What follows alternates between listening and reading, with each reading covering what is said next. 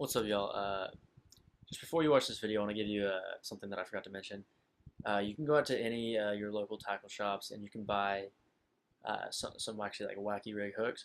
You can buy some that are weedless and some that aren't. I recommend the weedless ones when you're fishing.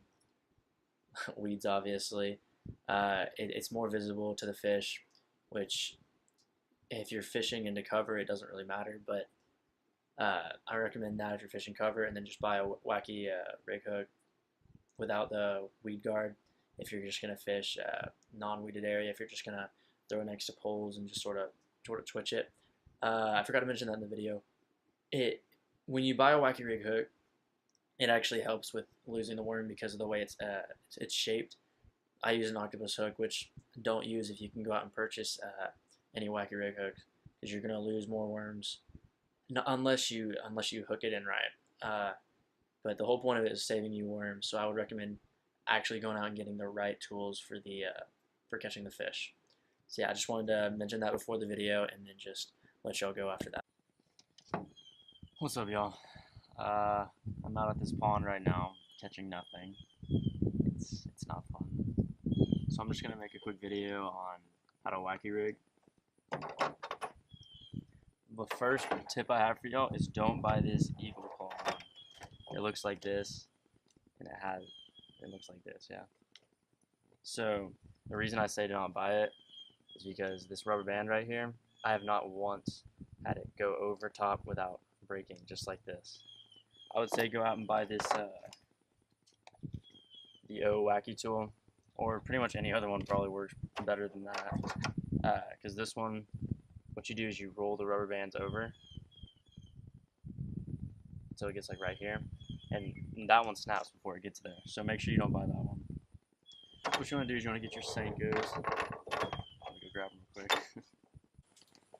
What you want to do is get your Senko. I have the 5-inch blue or watermelon with blue flakes.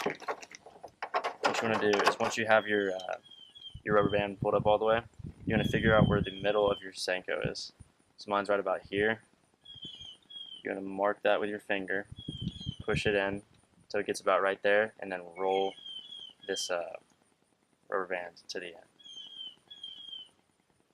Once you get your rubber band about right to where the middle is, you want to just push it over and go on top, just like that.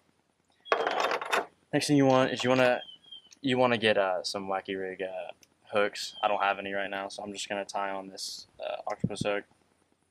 It's not what you're supposed to use, but it works. You're gonna tie that on real quick. Skip to when I do that. Alright, so once you got your hook on, what you want to do is you want to take your worm. And what I like to do is I like to put the hook a little bit through the plastic. I know the whole point of this is to not mess with your worms, but I've actually had the worm stolen a few times, so I like to give me that little reassurance. And once you have that, you got your wacky rig. It's really easy to do, and it's really efficient. Yeah, so what I love about the wacky rig is it saves you so much money. It pays for itself after just a little bit. I got mine for, I think it was like $6. It ended up being 11 because I bought this stupid eagle claw one and didn't save the receipt. Whatever. Don't buy that one. It's trash.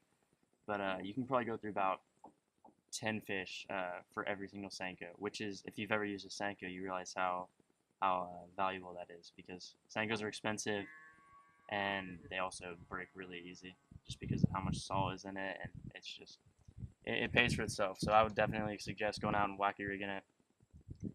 You won't use it just like a Texas rig. I would say go out with a Texas rig if you're just fishing a pond and just trying to cover ground. But if you see maybe like a stump in the water, throw it next to it and then just twitch it a little bit, and then it'll